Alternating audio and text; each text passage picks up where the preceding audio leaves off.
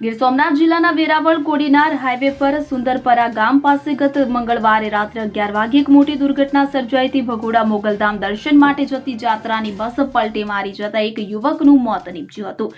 23 લોકો ઈજાગ્રસ્ત થયા હતા। વેરાવળના ખારવા સમુદાયના 56 લોકો ધૂળેટીના તહેવાર નિમિત્તે દેવદર્શન માટે નીકળ્યા હતા।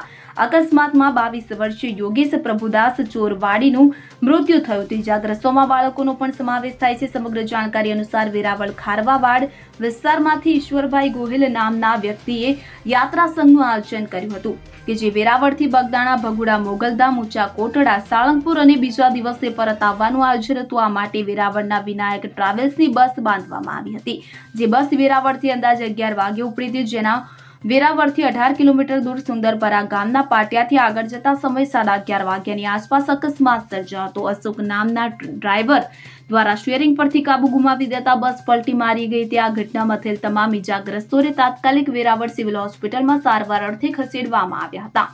અકસ્માતની જાણ થતાં વેરાવળ પોલીસ ઘટના સ્થળે પહોંચી હોસ્પિટલ ખાતે લોકોના ટોળે એકત્રિત થયા હતા। હોળી ધૂળેટીના તહેવાર દરમિયાન બનેલી આ દુર્ઘટનાને કારણે ખારવા સમાજમાં શોકની લાગણી છવાઈ હતી।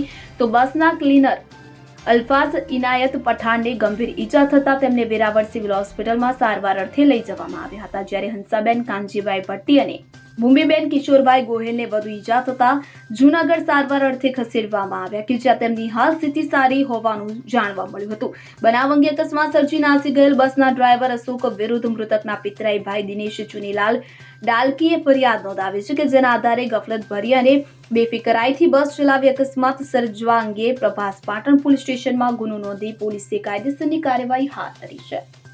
Bureau report CN24 news. હવે જુઓ દેશ દુનિયાની તમામ ખબરો તમારી આંગળીના ટેરવે।